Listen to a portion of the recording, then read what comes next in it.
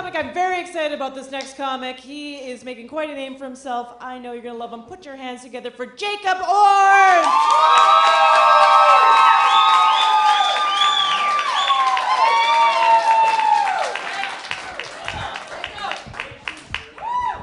Thank you so much. It is great to be here tonight.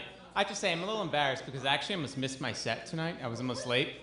I was coming down 14th Street from the park, and I was stopped by one of those fuckers with the clipboards. Do we hate those people or what? I mean, who do they think they are, like caring about the state of the world? But, so the guy comes up to me and he's like, hey buddy, do you have a moment for gay rights? And I'm like, obvi.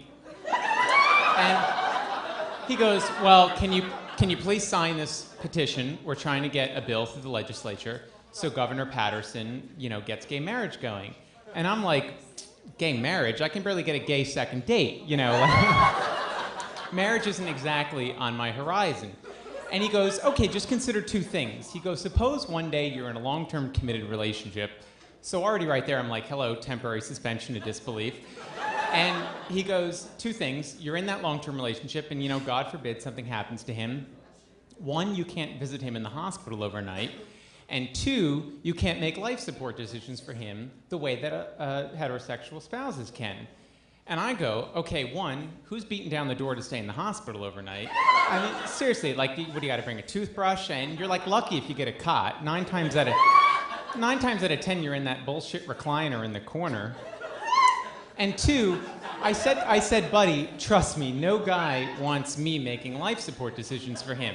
And he's like, what do you mean? And I'm like, seriously, I have such attachment issues that I actually have, this is not a joke, I have old sneakers, okay? The mates of which I've lost years ago, but I'm moving from apartment to apartment with these single sneakers, like with no mate. Every time I go to throw them out, they get like this cartoon sad face on them. And like, I see them in the trash can and I feel like, Judge Doom and Roger Rabbit lowering the Toon Shoe into the dip, So I dig the shoe out of the trash can, put it back into the closet, and I'm still carrying these things around. So I mean, like, to that effect, if I'm making a life support decision for you, you could like literally be like a brain floating in a glass jar, hooked up to an iron lung, and I'm gonna want you to ride it out. I'm gonna hold out hope.